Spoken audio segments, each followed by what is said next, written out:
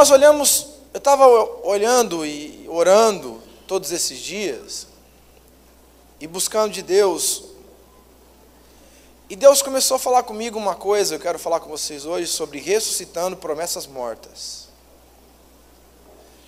Quem aqui tem promessa de Deus? Tem promessa de Deus? Quem tem a promessa de Deus?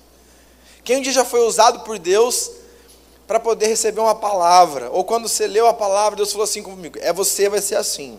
Quem já recebeu? Se não recebeu, eu quero dizer para você que é bem legal isso.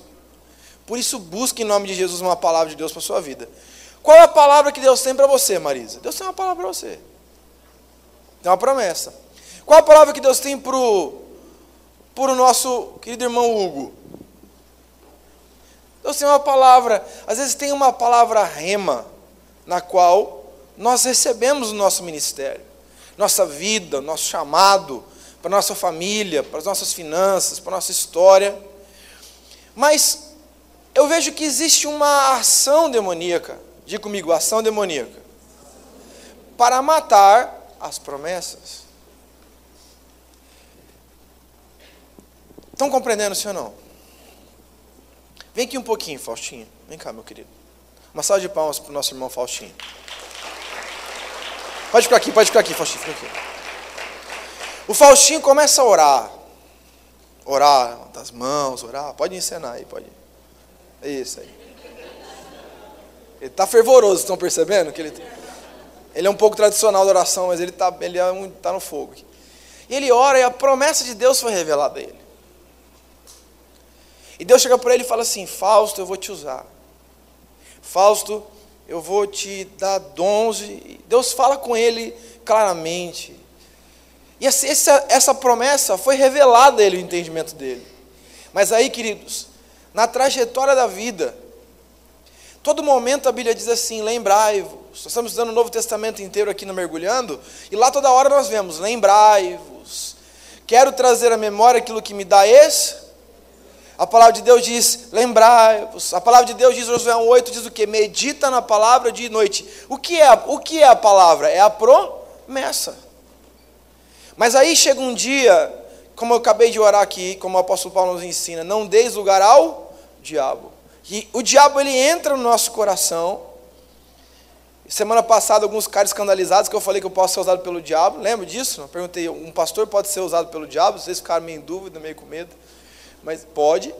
E aí pode ser qualquer pessoa, o diabo entrar nessa brecha, nessa lacuna, nesse espaço, e entrar no coração do falso e dizer assim para ele assim, não acredite. Não acredite. E essa promessa morre diante dele.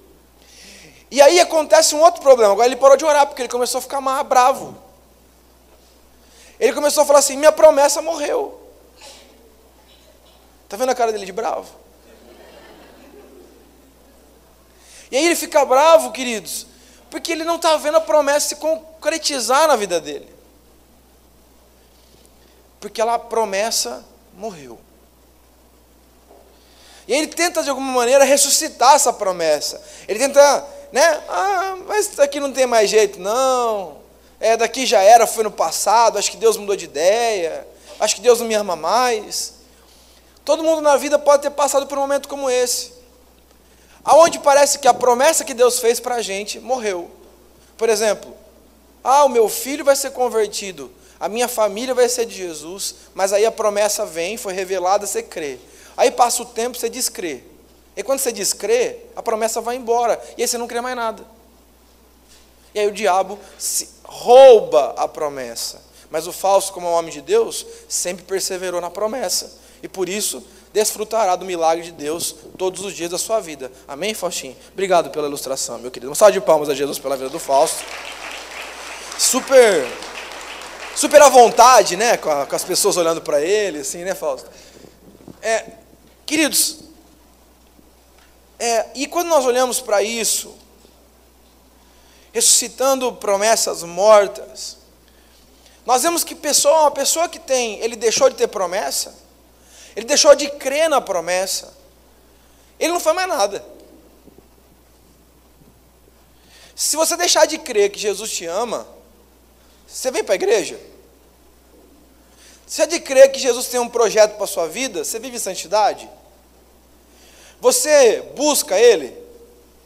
Se você não crê que Jesus é poderoso para mudar a sua vida, seu problema, você ora, faz oração da fé, você faz oração do descrente. Vida aos céus, não aguento mais. Que luta, que problema, é assim? Se eu não creio que Deus é um Deus todo-poderoso, o que acontece, nossos irmãos que estão nos ouvindo aqui hoje, sendo ministrados pelo Espírito Santo? Eu digo para vocês o que acontece. A gente para de orar. A gente para de jejuar. A gente para de querer evangelizar, porque como é que eu vou falar de Deus para uma pessoa que eu estou até triste com Deus? Ou porque a minha promessa que eu cria não aconteceu, meu casamento não foi restaurado, meu ministério não decolou, meu chamado está mais que enterrado, eu vivi em santidade, meu casamento é uma desgraça, eu tive um problema agora com meu filho que está desviado, está nas drogas, eu vou lá e faço um monte de coisa, e Deus me falou que Ele tem prazer e alegria na minha prosperidade, mas eu só fico pobre pedindo dinheiro emprestado para os outros. E quando nós olhamos para todas essas verdades na palavra, isso daqui é uma coisa que aconteceu com todo mundo. Todos os homens de Deus já chegaram no momento da vida deles que parecia que a promessa não tinha se cumprido. Por exemplo, quando você olha os Salmos, por exemplo, você vai lá, lê o livro de Salmos, vê os Salmos de Davi, tem momento que você fala assim, meu Deus, ele fala, Deus, por que me abandonaste? Por que você não ouve a minha oração? Por que aconteceu? Por que os meus inimigos parecem prevalecer contra mim? Por que a língua venenosa parece, né? Ele diz em todo o tempo, pode ver lá nos Salmos, estude os Salmos em casa, veja os Salmos de Davi, você vai ver o clamor de alguém que em alguns momentos da sua vida teve a impressão de que a promessa de Deus morreu. Porque um dia chegou um profeta na casa dele, ele nem sabia o que estava acontecendo, ungiu como rei de Israel, falou assim, você vai ser rei de Israel. E aí, queridos, ele matou o gigante, ele começou a fazer coisas bonitas para Deus, logo o rei se enciumou, foi para cima dele querendo matá-lo, e como nós estudamos aqui algumas semanas atrás, ele teve que parar em Adulão. Todo mundo já passou por um momento desse. Se não passou, pode ser que você passe, em nome de Jesus eu espero que não. Mas existem momentos que existe um ataque, porque as pessoas acham que o diabo ataca elas. E como eu já disse para vocês algumas vezes aqui, eu gosto muito de uma frase como é que chama? Meu Deus, esqueci o nome dele. Então, o homem de Deus. E eu fico inconformado com esse nome dele. E aí o que aconteceu? Eu vou lembrar. Aí o que ele fala? Ele diz assim, que a principal guerra espiritual é na nossa mente. É o Charles Swindoll. Lembrei. Eu venci a guerra espiritual na minha mente e lembrei o nome. Charles Swindoll, ele diz assim, que a principal guerra espiritual, no livro dele, Vivendo Acima da Mediocridade, ele diz que a principal guerra espiritual é a nossa mente, que é um ataque demoníaco na nossa mente para tentar estrangular a vida de Deus em nós, que é a palavra. Quando ele estrangula o diabo, ele não dê lugar ao diabo, é o diabo tentando estrangular a promessa. Ele querendo sufocar a promessa. O diabo tentando de alguma maneira dar um mata-leão no projeto de Deus em nós. Só que ele só pode fazer isso se nós permitirmos. E queridos, e hoje Deus trouxe essa palavra, vai trazer essa palavra para a gente, ressuscitando promessas mortas. Porque existe muita gente que pode estar aqui nessa noite como uma promessa viva morta. Viva, respirando, olhando para um lado para o outro, levantando a mãozinha no culto, mas essa pessoa, assim como eu, como você, nós somos a promessa de Deus materializada, mas talvez nós somos a promessa morta.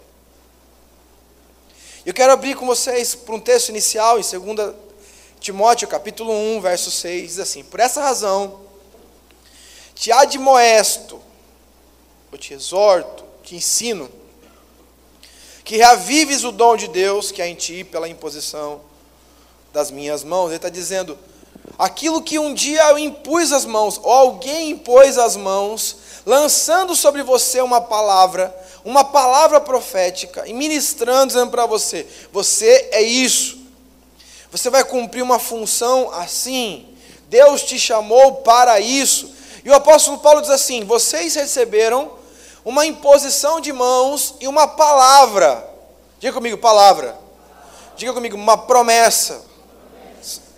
E quando eles receberam essa promessa, ele diz, reavives o dom, ou com essa palavra dom aqui no Timóteo, no grego, é uma dádiva, ou aquilo que você não merece. Então ele diz assim, reavive o dom de Deus que há em ti, pela imposição de minhas mãos. Ele está dizendo, você pode ter morrido, e quando ele diz reavive, ele não disse avives, não vai lá, não tem um avivamento e surja um dom na sua vida. Ele está dizendo, reavive aquilo que um dia esfriou. Amém, queridos? Eu quero abrir com vocês um texto, que nós vamos ao texto base da nossa mensagem de hoje. É 2 Reis, capítulo 8, do verso 4 ao verso 10. Vamos ler todo mundo lá, junto comigo. Quem trouxe a Bíblia aí hoje? Meu Deus. Vou repetir. Quem trouxe a Bíblia hoje? Tá bom, já tem uns 15 já. Vamos trazer a palavra, amém? Vocês ficam malandrinho, né? Que ficam colocando aqui no PowerPoint, aí vocês ficam acompanhando. Mas é muito importante vocês lerem a sua Bíblia, tá bom? 2 Reis, capítulo 4, verso 8 ao verso 10, diz assim, certo dia, passou Eliseu por Sunem, onde se achava uma mulher rica, a qual o constrangeu a comer pão. Eu grifei isso porque honra não se cobra. Um profeta não cobra honra. O profeta, ele é constrangido a receber honra. Dá para entender a diferença ou não? Um profeta não diz assim, me honre porque eu sou profeta. Um profeta diz, é assim. E aí o que aconteceu? Ele passou por lá e ele ficou constrangido pela honra. Aí diz assim, daí, todas as vezes que passava por lá, entrava para comer. Ela disse ao seu marido, vejo que este que passa sempre por nós é um homem de Deus. Façamos-lhe, pois, em cima um pequeno quarto, obra de pedreiro, e ponhamos-lhe nele uma cama, uma mesa, uma cadeira e um candeeiro.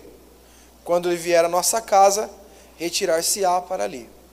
E ela tinha um coração de honra, essa mulher tinha um coração de bênção, né? E vamos lá ver mais os textos, para vocês entenderem basicamente a estrutura da mensagem de hoje. 2 Reis, capítulo 4, 13, diz, este dissera ao moço, o profeta Eliseu, eis que tu nos tens tratado com muita abnegação. Que se há de fazer por ti? Haverá alguma coisa de que se fale a teu favor ao rei, ou ao comandante do exército?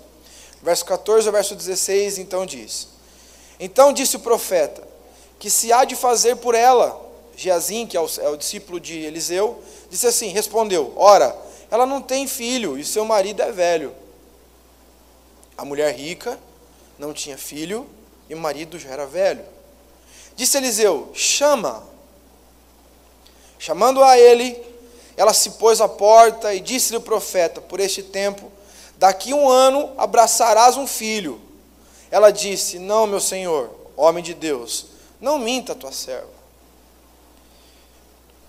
2 Reis 4, verso 17, diz a conclusão da profecia, da promessa materializada na vida da mulher.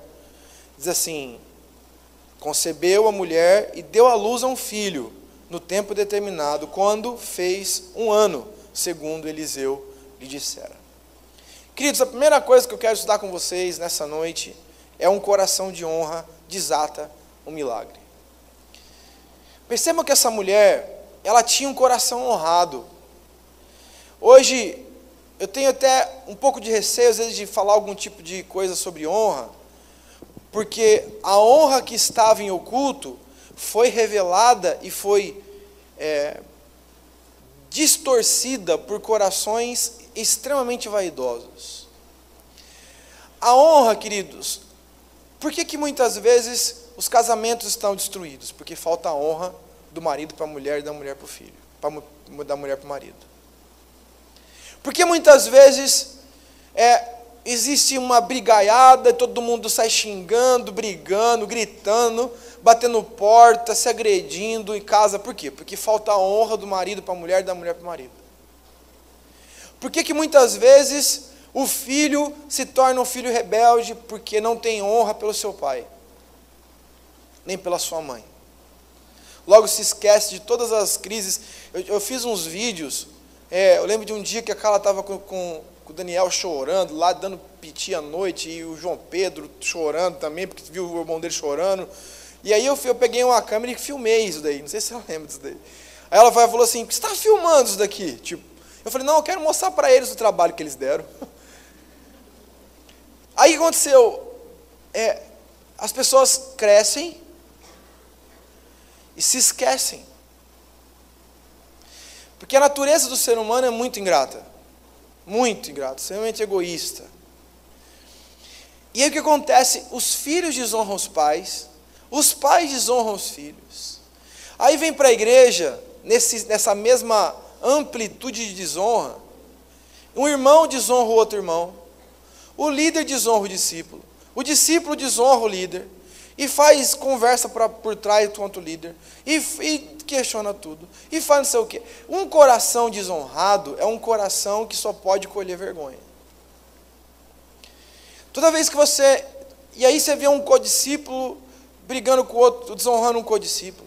E esse ambiente de desonra é um ambiente que choca ovo de serpente. Nós sentamos no ovo de serpente, e o que pode nascer do ovo da serpente? Diz para mim. Alguém quer dar uma chocadinha nos ovinhos de serpente aí ou não? Um coração de honra, ele desata um milagre em nós.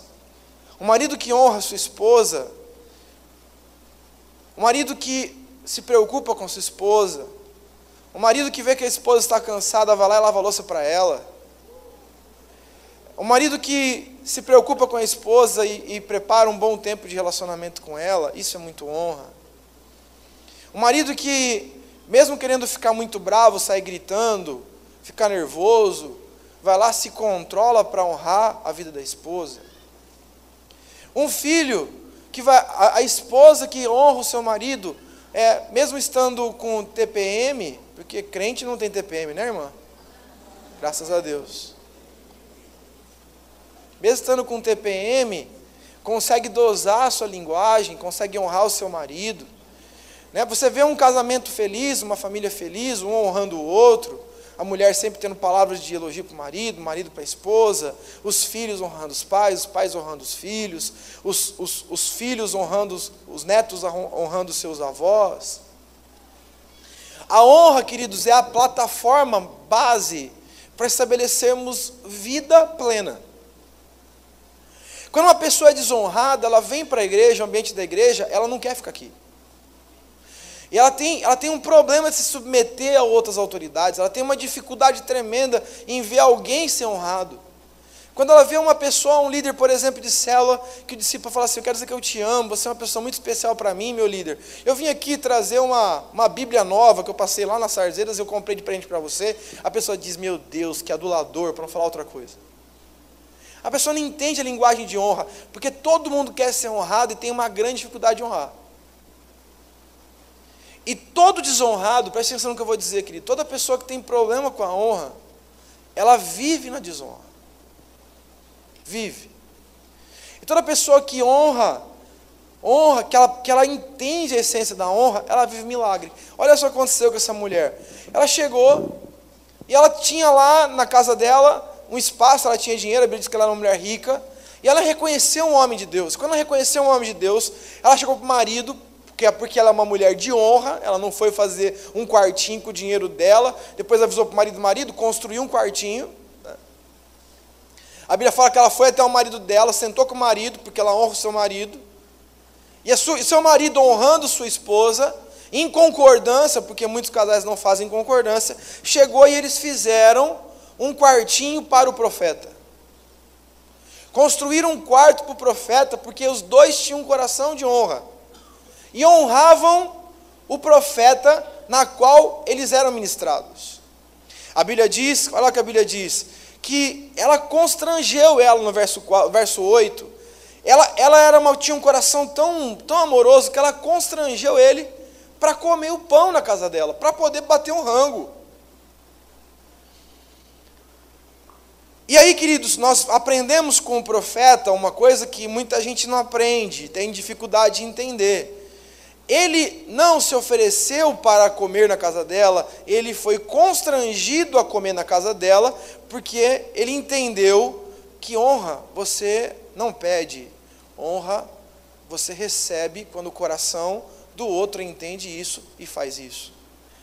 Mas existem mulheres que estão aflitas durante anos da vida delas, ou décadas, porque o marido nunca disse eu te amo, o marido nunca fez um carinho, o marido nunca soube honrar a esposa. Existem mulheres, existem maridos que são frustrados e são um poço de amargura porque não recebem honra das suas esposas. Existem filhos que são amargurados porque não recebem honra dos seus pais. E pais entristecidos e amargurados porque não recebem honra dos seus filhos. Existem líderes de célula que nunca mais querem abrir uma célula por causa da desonra dos seus discípulos. Existem discípulos que nunca mais querem ter líder por causa da desonra dos seus líderes. Mas o que nós temos que olhar, como a palavra de Deus nos ensina, quando nós queremos ressuscitar dons, ou ressuscitar promessas, é nos esquecer do que para trás fica e focar naquilo que é o nosso alvo, qual é? Cristo Jesus. E quando nós olhamos para essa palavra, essa mulher ela tinha um coração de honra, ela fez um quarto para ele no verso 10. No verso 10, próximo slide, ela colocou e ela falou assim, vamos fazer e ele ficou tão grato a ela, que ele perguntou para ela, o que é, o que está acontecendo, o que eu posso fazer para retribuir aquilo que você me fez? E é o segundo ponto dessa mensagem, é que Deus nos surpreende com aquilo que nem mesmo esperávamos, quando temos um coração de honra. Você vai dizer assim para mim, o que essa lavadora de roupa está fazendo aí? Posso? É porque nós chegamos aqui, e na oferta do templo aqui, que foi levantada semana passada, no domingo aqui, nós fomos lá e demos uma oferta, que foi oferta de R$1.000. Nós chegamos em casa, no outro dia pela manhã, a gente já tinha recebido uma palavra assim, ó, vocês vão receber um presente muito lindo. Amém, glória a Deus. Só que o que acontecia? Lá em casa tem edredom, essas coisas também tem na sua, alguns de vocês, ou sei lá, cobertor, não sei como é que vocês lavam lá, que vocês cobrem. Araçatuba é uma cidade muito fria, né? Tem que usar bastante. Aí o que aconteceu? E aí a gente não tinha onde lavar, porque a nossa máquina de lavar roupa era um tico. É de 5 quilos, né? Aí a gente colocava lá e faltava o edredom para fora da máquina. E aí, queridos, a gente deu essa oferta, a gente poderia dizer assim, não, vamos comprar uma máquina. Nós viemos aqui e demos uma oferta para o templo, para a construção. Nós chegamos aqui, no outro dia, segunda-feira de manhã, o que chegou na nossa casa? Chegou a máquina de lavar roupa, de 15 quilos. Dá para eu tomar banho lá dentro? Não dá. Mais ou menos. Mas é muito linda, né? Então assim, eu vejo a graça de Deus, não dá para a gente, quando a gente tem um coração de honra, quando nós temos um coração disposto a abençoar, quando nós temos um coração de honrar Deus, honrar os nossos amigos, nossos irmãos. Hoje foi uma coisa muito linda aqui, nós viemos pela manhã, trouxemos os docinhos aqui, aí saímos batendo de casa em casa, entregando os doces e dizendo assim, nós estamos indo embora, mas nós queremos deixar um doce para vocês. Aliás, parabéns às pessoas que vieram aqui pela manhã trazer um doce, né? Uma salva de palmas para essas pessoas. Porque uma coisa muito especial é que assim, o coração de honra é um coração que faz, né? E essas pessoas se levantaram pela manhã, prepararam aquele docinho e passaram de casa em casa. E nós fomos ali, eu fui na casa da esquina ali, no senhorzinho ali que estava lá, eu eu bati lá, eu peguei assim, estava eu e o João Pedro, porque o João Pedro já estava aprendendo a ter um coração de honra. Aí ele foi lá, ele estava com, como chama aquele negócio lá mesmo? Cupcake. Eu estava com o cupcake na mão, eu estava com o docinho na mão, eu fui levar, aí o senhorzinho saiu lá fora. Aí ele chegou. É por causa do velhinho que eu falei? Não, velhinho. E aí aconteceu, chegou lá o senhorzinho lá, e aí eu trouxe sim um negócio para ele, falei assim, ó, daqui é um presente da El Shaddai, nós estamos indo embora, nós queríamos deixar esse doce, né, a sobremesa para você, para dizer que a gente está indo embora, mas quer deixar um presente para você aí, adoçar um pouco seu almoço de domingo. Aí o senhorzinho encheu o olhinho de lágrimas assim, já, pegou assim, João Pedro pegou o docinho do João Pedro assim, aí João Pedro estava meio assim, né, não entendendo nada que está acontecendo, foi lá, pegou ele assim, beijou ele assim, beijo do vô, e ele... Mas assim, e aí ele veio e ele pegou e começou a falar comigo, ó, eu estou triste que vocês vão embora, que triste que vocês vão embora, né? Que coisa, porque vocês são tão queridos, vocês são tão especiais para a gente, assim, um doce, gente, um doce.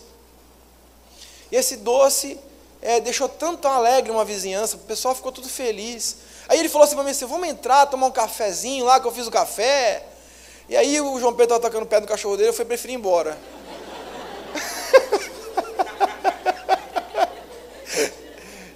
Ele estava sendo ministrado na honra, irmão. Então assim, então queridos, eu aprendi que a gente não consegue, a recompensa de honrar, de levar um docinho para aquelas pessoas, para aquele senhor que ele ficou todo feliz, com ele cheio de lágrimas, aquilo não tem preço. A recompensa de honrar é muito melhor do que receber.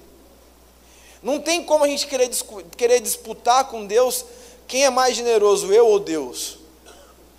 E quando a gente vai em Deus, no propósito de Deus, a honra chega, porque se eu ministrei semana passada, que se o pecado ele sabe o nosso endereço, ele sempre vem o preço do pecado, a honra também tem sempre um preço, e ela sempre chega no lugar que honrou.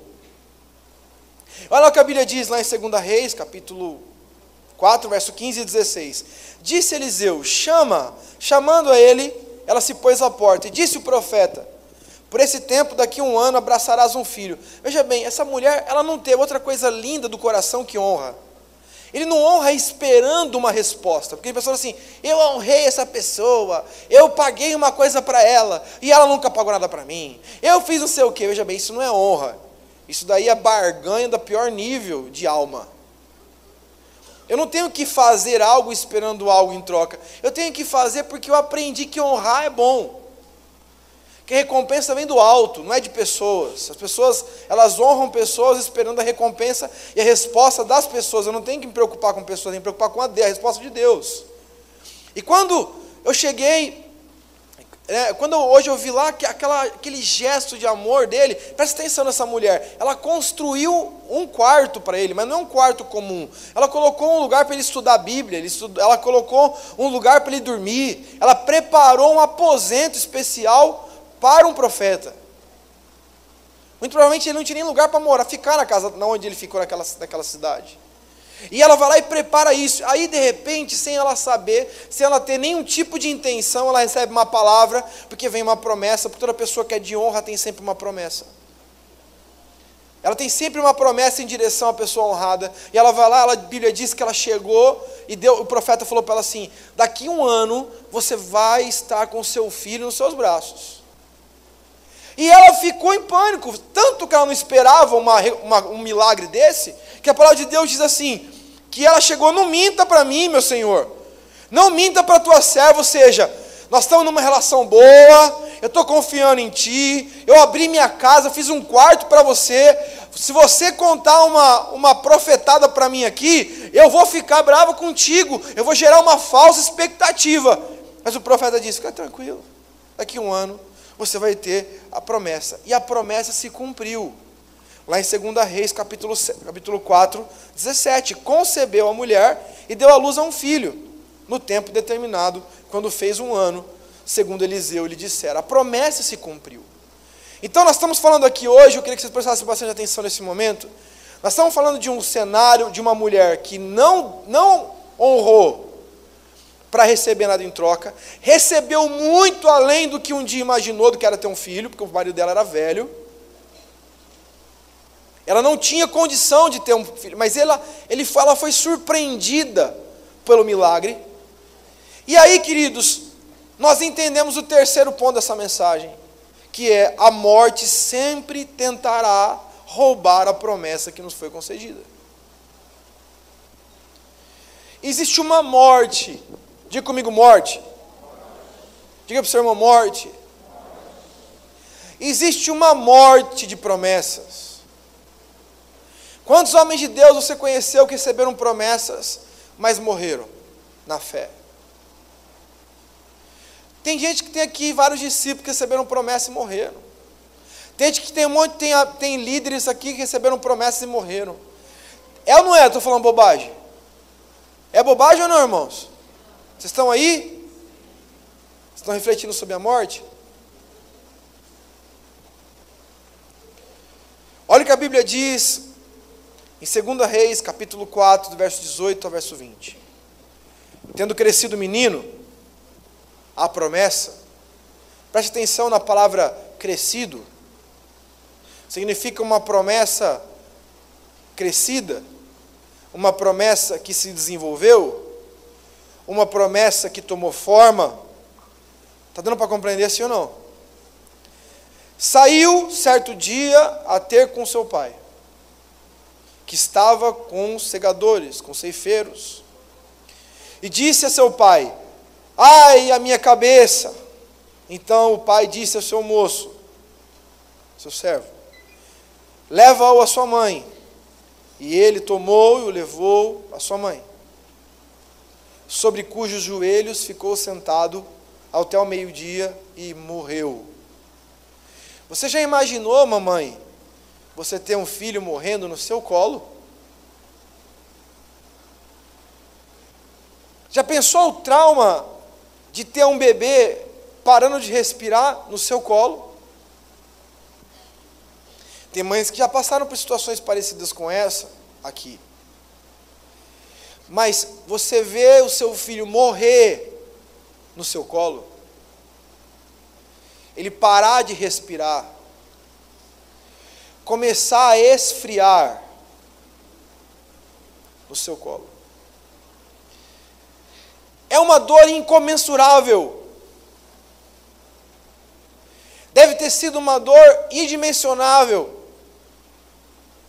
E a palavra de Deus diz que a morte, ela nos faz questionar Deus. Quando uma área da nossa vida morre, nós fomos lá no enterro do irmão do Raul, lindo lá, cantando louvores a Deus, e bonito, cara, tantas coisas acontecendo lá, mas eu tenho certeza que passou na mente deles: por quê? 18 anos, 19 anos, na mente deles, talvez diz assim: meu Deus. Existem momentos na nossa história, queridos, que a morte faz com que a gente questione. Ah, mas o ideal é não questionar. Pois, glória a Deus, pelos divinos crentes que nunca questionam a Deus. Mas uma coisa nós vemos, e ela faz isso, ela chega para o profeta, ela corre até o profeta, que estava no Monte Carmelo.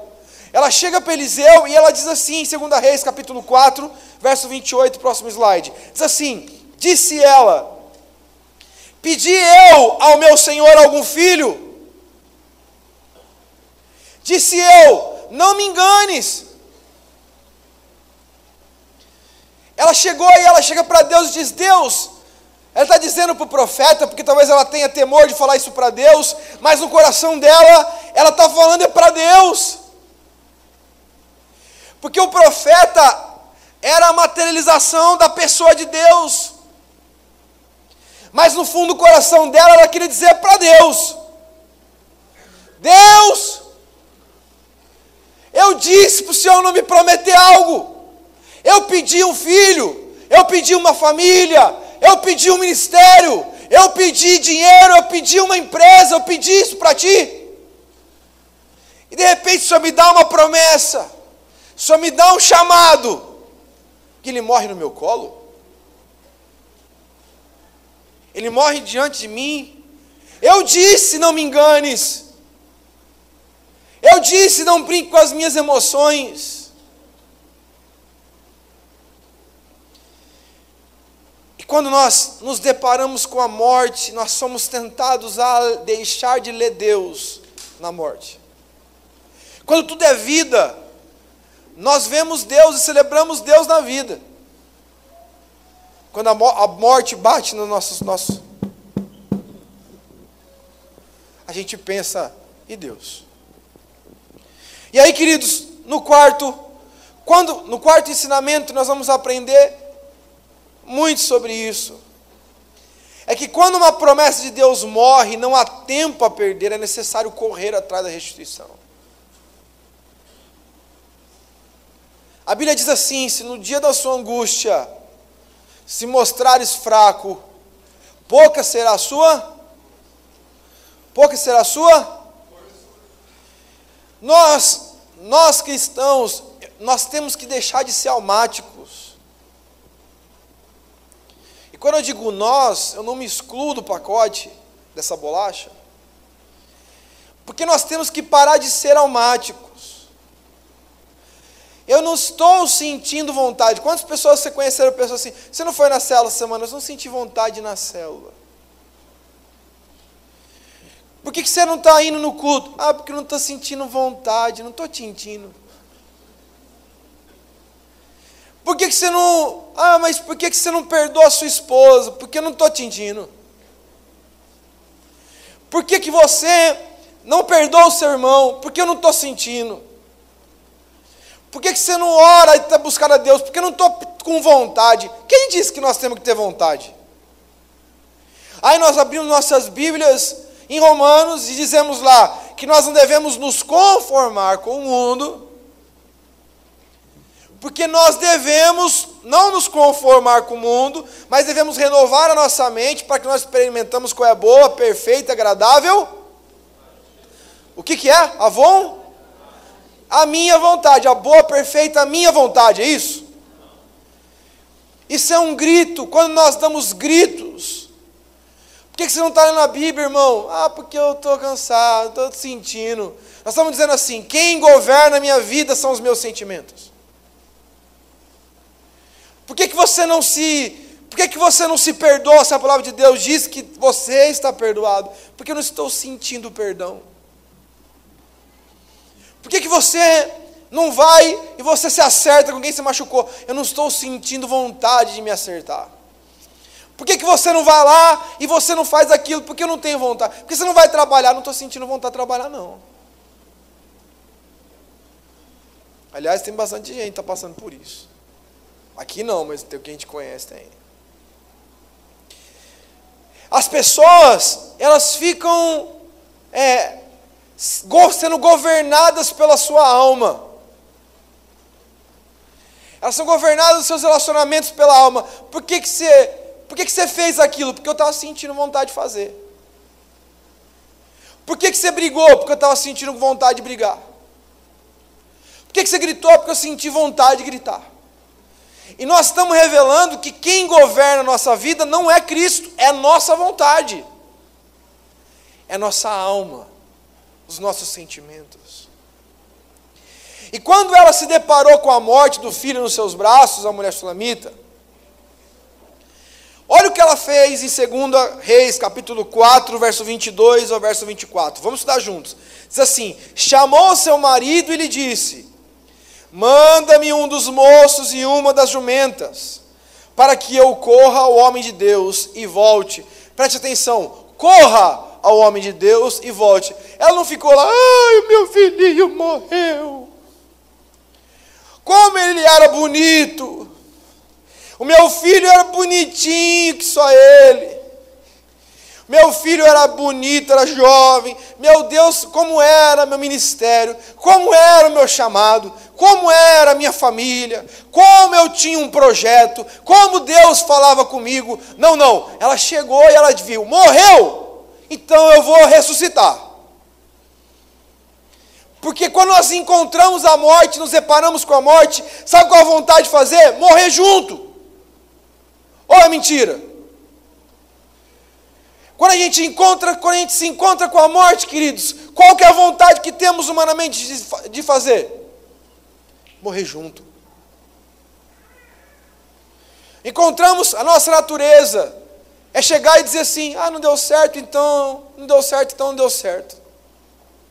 O projeto que Deus me disse para abrir um trabalho evangelístico não deu certo, então morreu, então eu também não quero fazer mais nada. Eu queria fazer evangelismo de rua, lá na igreja, né, o Shaddai, mas não deu certo, também não quero fazer mais nada, não vou nem mais no discipulado. Eu tentei ler a Bíblia e não consegui, tentei buscar Deus, não tenho vontade, morreu o desejo de ler a Bíblia, então eu também não leio nunca mais. É mentira ou verdade? E aí, queridos, nós encontramos as resistências contra a gente restituir aquilo que foi morto. Olha o que a Bíblia diz, perguntou ele, o marido dela, olha o seu marido exercendo uma bênção na sua vida. Perguntou ele, por que vais a ele hoje? Não é dia de festa, da lua nova, nem sábado. E ela disse, não faz mal. Então fez ela albardar a jumenta e disse o moço, guia e anda, não te detenhas no caminhar, senão quando eu te disser. E aí quando ela leva a informação para o profeta, e aqueles que são profetas, líderes aqui desse ministério, por favor, tenham a mesma característica que esse homem. Eliseu recebeu essa notícia, e olha o que ele diz, lá no verso 29. Disse o profeta a Geazim, o seu discípulo, cinge os lombos, toma o meu bordão contigo e vai. Se encontrares alguém, não saúde, e se alguém te saudar, não lhe responda, ou seja, tenha foco, corre, desesperadamente, nós vamos encontrar esse cara, esse menino que morreu. A promessa que morreu tem que ser ressuscitada. E quando nós encontramos um problema, queridos, muitas vezes nós entregamos a morte. 5. Nós temos que clamar pela restituição. Agora preste atenção aonde? No quarto fechado. Diga para o seu irmão, no quarto fechado. Quando Jesus foi ressuscitar uma pessoa que tinha morrido também, a menina que tinha morrido, a Bíblia diz que ele tirou as pessoas que estavam zombando quando ele disse que ia ressuscitar de dentro da sala. E ele entrou na sala sozinho, ele e os pais, e orou pela menina, a menina foi ressuscitada. Porque sabe o que acontece? Quando Deus fala para a gente, a sua promessa não morreu, tem sempre um abelhudo vindo das trevas dizendo, já era. Tem sempre um capeta, é verdade, irmão? Tem sempre um capeta dizendo, você não vai conseguir. Acabou, o que foi, o que não foi, já foi, acabou, já era, você já era. Esse casamento não rola mais, sua vida financeira vai ser uma desgraça. Tem sempre uma mãe dizendo, ih, menina, você não serve para nada não, vagabundo. Ou uma mulher dizendo, você não tem para trazer dinheiro para casa, né? Ou um homem dizendo para a mulher, vai trabalhar, ao invés de ficar aqui o dia inteiro sem fazer nada, lavando casa. Olha a desonra. E a Bíblia diz que ele entrou, olha o que a Bíblia diz em 2 Reis 4, 32 e 35. Tendo o profeta chegado à casa, eis que o menino estava morto sobre a cama. Então entrou, fechou a porta sobre eles ambos e orou ao Senhor. Subiu à cama e deitou-se sobre o menino, e pondo a sua boca sobre a boca dele, e seus olhos sobre os olhos dele, e as suas mãos sobre as mãos dele, se estendeu sobre ele, e a carne do menino aqueceu. Queridos, ele Ele chega e ele prepara um lugar. Às vezes nós estamos diante de uma morte, nós comunicamos a morte que bateu na nossa promessa para pessoas que também só vivem morte. Você já contou para alguém, uma vez, esses dias atrás eu vi uma mensagem assim no Facebook: não, eu cansei, ninguém me ama, e só não gosta de mim, então eu desisto de tudo. Aí primeiro comentário embaixo, não deu nem tempo de dizer assim, não, levanta, olha para cima, Deus é bom. Não, tem um comentário embaixo, vai se acostumando. Isso é sempre assim, as pessoas fazem isso mesmo, não sei o que lá. Eu falei assim, meu Deus. Mas em nome de Jesus, fica bem. Porque tem pessoas que elas são usadas pelas trevas para dar o tiro de misericórdia. Aí você vai comunicar para uma pessoa e trazer para o seu quarto de oração, que é a sua mente. Você vai trazer, você, então, estou passando por isso, mas eu vou vencer. Meu marido saiu de casa, mas eu estou orando, ele vai voltar. Meu marido foi mandado embora, mas eu vou vencer. Eu não passei no exame da ordem, mas eu vou passar na próxima. Eu bombei 2 anos consecutivos na faculdade de medicina, mas agora eu vou passar. E alguém diz assim, tenta outra coisa. Está sobrando vaga em umas faculdades aí, ó. Porque tem sempre alguém querendo entrar no nosso quarto de oração para decretar a morte da nossa promessa. Se nós devêssemos cuidar de alguma coisa, devíamos cuidar da promessa. Porque quando alguém mata a promessa, ela paralisa a ação de um cristão. Se a promessa de Deus for roubada da gente, irmãos, nós somos mortos-vivos. Aí você encontra as pessoas dizendo assim, vamos fazer tal coisa, não, estou cansado. Vamos acordar de manhã, vamos distribuir bolo para todo mundo, para poder fazer aqui bolo, doce, vamos orar pelas pessoas. Domingo de manhã, eu gosto de dormir até mais tarde, vai ter com a formiga. Vamos estudar a Bíblia na terça-feira. O que é? Estou cansado, sei que lá. E nós entramos, queridos, numa questão de morte, porque eu não tenho promessa. As pessoas que ficam desanimadas, não acreditam mais no futuro, não acreditam no sonho de Deus para elas, não acreditam que Deus tem um projeto que não morreu, Deus tem um dom que não morreu, e a pessoa que crê que o dom morreu, morreu. 6. É necessário aquecer novamente a promessa adormecida. A Bíblia diz que ele se estendeu sobre ele e a carne do menino se aqueceu. Nós precisamos esquentar a promessa de novo, esquentar o nosso chamado de novo. Isso não pode ser um fator emocional. Agora eu estou sentindo que está aquecendo. Não, eu tenho que esquentar na promessa, naquilo que é fé. Fé é a certeza das coisas que não se veem, que não se sente. É o que é? Promessa. O justo não vive por aquilo que sente, porque se ele vive por aquilo que ele sente, ele não é um filho da fé. Ele vive por aquilo que ele crê. E no chamado que Deus deu para ele, a promessa de Deus tem que ser maior do que aquilo que sentimos. Está dando para compreender sim ou não, queridos? Quem já fez regime aqui? Só os ex fizeram regime. Quem já fez regime? Levanta a mão bem alto, sim, bem alto, vai lá. Algum tipo de dieta para emagrecer, ok. Deixa eu fazer uma pergunta para você que está aí nessa luta, nessa labuta.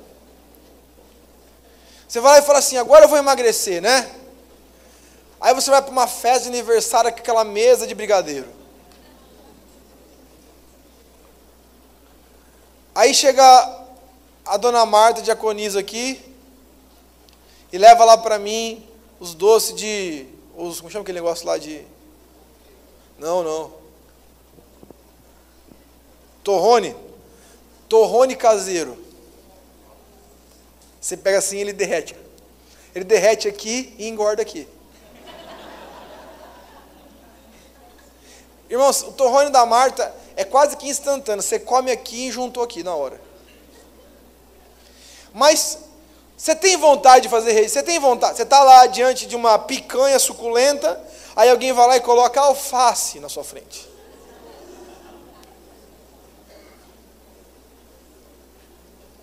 Me diz qual a sua vontade, não a minha, a sua. A minha vocês já sabem. Qual a sua vontade? Queridos, é óbvio qual é a vontade, mas né, quem vive entende o que Deus tem para nós. Entende que a vida não é fazer aquilo que queremos, mas fazer aquilo que temos que fazer. Eu não vou viver. Você acha que eu prefiro acordar às 6 horas da manhã para ir para a academia ou acordar às 8 para ir trabalhar? Às 8, na verdade, acordar meio-dia para assistir Globo Esporte. Não é verdade? Porque nossa carne quer isso. E aí quando nós olhamos para a fé, quando nós olhamos, e o grande erro é que as pessoas elas querem ressuscitar o primeiro amor. Eu preciso voltar ao primeiro amor. Mas voltar ao primeiro amor não é uma expressão sentimental, é uma expressão de espírito. Eu não preciso titi, eu não preciso arrepiar, eu não preciso, agora eu estou com vontade. Quem vive só o que tem vontade não vive. Quem vive só o que tem vontade engorda, quem vive só o que tem vontade bate na mulher, quem só vive que tem vontade gasta mais do que pode, quem vive só o que tem vontade não lê a Bíblia, quem vive só o que tem vontade vive se prostituindo, quem vive só o que tem vontade cai, vive uma vida de pecado porque é governo do homem. Quando eu penso em reavivar o dom, é reavivar no espírito. Eu não posso ser governado por aquilo que me dá prazer, porque se eu sou governado por aquilo que dá prazer, meu Deus, é o hedonismo. Está dando para compreender? É um descompensamento. Porque a pessoa vai lá e ela não vive, se ela tem lá R$200 na conta, e ela vê um sapato lindo, ela vai e custa 300, ela gasta. E se não tem nada, já está 500 negativo, ela passa em 5 vezes no cartão. Graças a Deus pela minha esposa que não é nada disso. Graças a Deus. Porque se for, irmão, só pela graça de Deus. Né? Mas, por quê? Porque não vive naquilo que sente. Diga para o seu irmão, o que você sente? E o que você tem vontade de fazer pode ser o perigo e a sua destruição. Porque uma pergunta para vocês: vocês acham que Jesus queria ir para a cruz? Ele foi lá, né? Foi para o Getsemane encontrar com Judas. Uhul! Uhul! Estou super feliz. O que aconteceu, Jesus mestre? Eu quero ir para a cruz. O que vocês acham? Que ele gostou? Que ele estava extremamente entusiasmado com a cruz? Você acha que ele gostava de discipular aqueles caras chatos dos 12? Você acha que ele gostava? Mas aí ele falava para o discípulo: ô discípulo, sabe qual é o problema? Que vocês não entendem o que eu faço? É porque vocês têm mente humana, de carne. Eu penso das coisas espirituais. Vós não sois desse mundo, diz a palavra. E quando a gente pensa com a cabeça de mundo, as coisas de Deus se tornam uma loucura. Por isso que a Bíblia diz lá em 1 Coríntios capítulo 2, Deus escolheu as coisas loucas do mundo para confundir aqueles que pensam ser sábios. E quando a gente pensa em aquecer, significa movimentar. Presta atenção que o profeta, a Bíblia diz, que ele deita em cima do filho da mulher sulamita, deita sobre ele, encosta a boca na boca dele, olho no olho, pega nas mãos dele, coloca as suas mãos sobre as mãos daquele cadáver, e a Bíblia diz, fala que o defunto aqueceu. Às vezes, queridos, nós precisamos entender, porque eu vejo muito assim, as pessoas dizendo assim, apóstolo, eu não sou influenciável. Isso é uma mentira. Isso é uma mentira. Diga comigo, mentira. Diga para o seu irmão, é mentira. Não existe uma pessoa no planeta Terra que não seja não influenciada. Não existe. É fácil. Dá uma volta na cidade ouvindo aquelas músicas lá do Creu, lá do Quadrado, e depois sai do carro que você vai estar cantando, vai parar assim cantando. Pá, Creu. Aí você fala assim, meu Deus, misericórdia, sai da minha cabeça, sai. Isso aí não sai, tem que libertação. Mas eu não quero falar com essa grande qualidade cultural dessas músicas. Mas, queridos, a gente tem que entender que nós temos que andar em direção a isso. Presta atenção que a mulher, ela foi em direção. Morreu, ela não ficou lamentando a vida. Oh, céus, tinha um filho. Meu Deus, olha a foto dele. Entrou no Facebook, olhou, não, Facebook, que coisa bonita. Não, ela pegou, queridos, ela foi em direção ao profeta. E lá, presta atenção, o calor do profeta, o fogo do profeta caiu sobre o cadáver. Às vezes nós precisamos ter contato com quem tem fogo, para ver se descongela um pouco da gente. Ter contato com quem tem vontade, para ver se a gente para com esse momento de deixar de ter vontade. A Bíblia diz assim, conheço as tuas obras, que nem és frio, nem quente. Quem dera fosse frio ou quente, assim, porque és morno, e nem quente, nem frio, estou a ponto de vomitar-te da minha boca. Queridos, nós temos que ser fervorosos, temos que ter paixão. Quem já fez loucura de amor aqui? Quem já fez loucura de amor? Amém.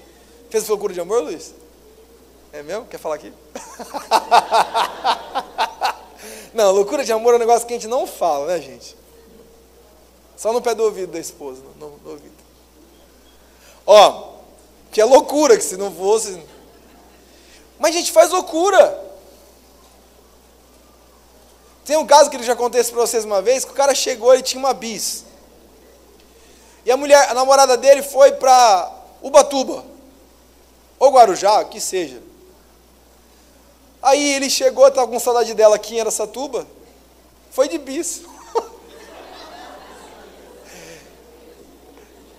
Cara, eu falei para ele, você chegou. Ele parava, tacava água, e ia embora. Não, estou brincando, mas ele foi, chegou mesmo. Eu falei que se eu fosse a mulher, eu te agarrava na hora que eu te vi.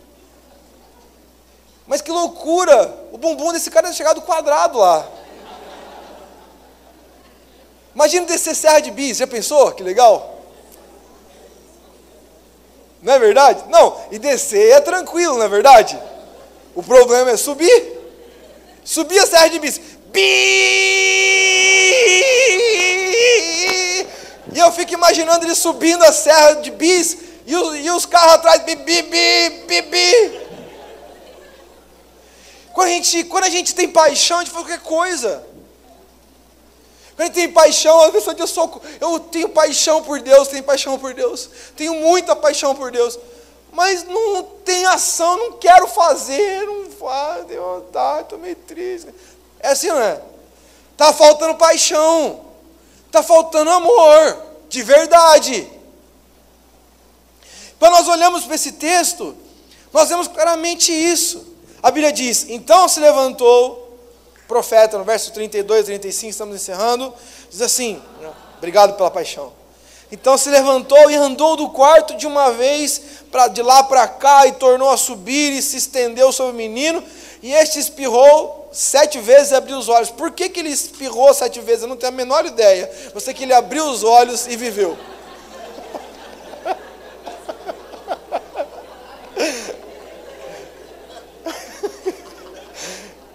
Eu só sei que foi assim. Ele espirrou, querido, deu uma crise de espirro no cara. E o menino espirrou 7 vezes e abriu os olhos e acordou. Então, hoje nós estamos diante de uma situação. Talvez você tenha atim, glória a Deus, acordei. Nós estamos diante, talvez você entrou aqui hoje como essa mulher. Eu tinha uma promessa, eu estava bem quietinho no meu canto, de repente Deus falou comigo: você vai ser usado por mim, você vai ser um pastor, você vai ser um ministro, você vai ser um líder de célula, ou você vai ser um pai muito maravilhoso, você vai ser uma mãe de família maravilhosa. Aí tudo deu errado.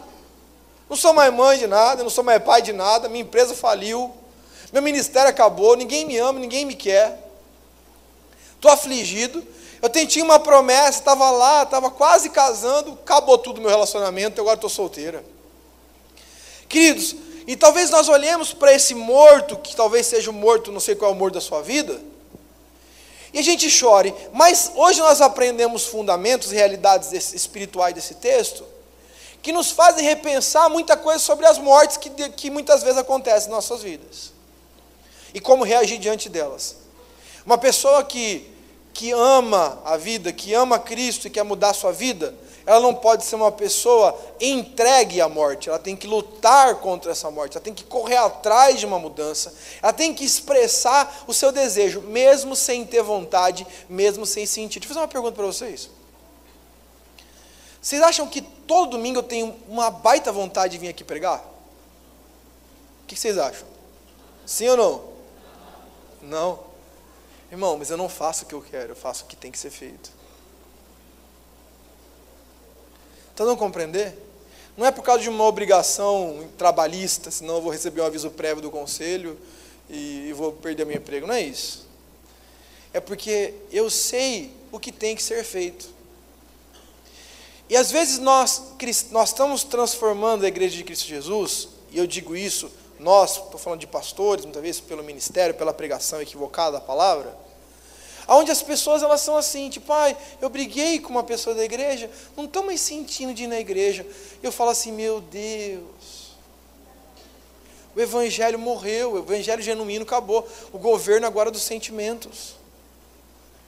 Mas hoje você veio para cá, para você vencer no poder do Espírito Santo, todo tipo de sentimento que tenta fazer com que a sua morte seja permanente. Amém, queridos? Vamos ficar em pé em nome de Jesus. Ressuscitando promessas mortas.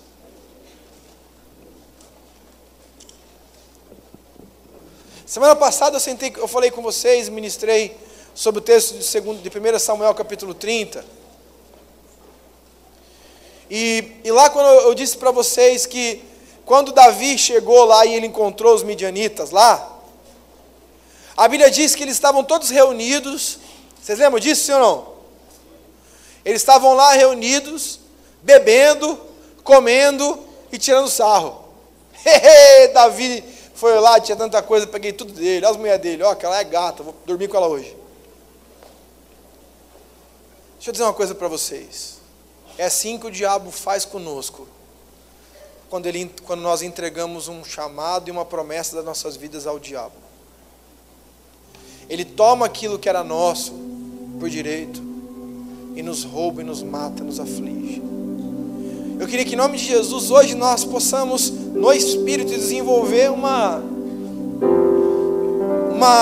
ira contra o roubo do diabo. Se alguém te para na rua e rouba o seu celular, você fica com raiva dele. O diabo pode ter roubado a sua família inteira e você não ter raiva do diabo. Roubando a sua vitalidade de vida. O diabo pode estar roubando os melhores anos da sua vida, do seu casamento, e você não tem raiva dessa situação.